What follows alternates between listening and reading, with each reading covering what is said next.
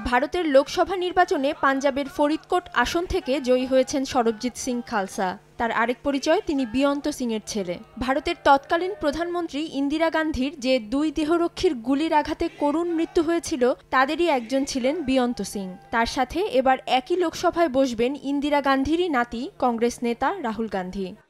बड़ी fine line है। বিয়ন্ত সিংয়ের পরিবারের সাথে গান্ধী পরিবারের মুখোমুখি হওয়ার ঘটনা এটাই প্রথম নয়। ১৯৮৯ সালে পাঞ্জাবের রোপার থেকে লোকসভা নির্বাচনে জয়ী হয়েছিলেন সরবজিৎ সিংয়ের মা বিয়ন্ত সিংয়ের স্ত্রী বিমল কৌর খালসা। সেই সংসদে নির্বাচনে জিতে তার সাথে বসেন ইন্দিরা গান্ধীর পুত্র রাজীব গান্ধীও। এর আগে বার দুয়েক বিধানসভা ভোটে লড়ে পরাজিত হন সরবজিৎ। এবার জিতেছেন স্বতন্ত্র প্রার্থী হিসেবে। তারপরও তিনি খালিস্তানপন্থী হিসেবেই পরিচিত। অধরা শ্রেয়সী অথৈ, সময় সংবাদ।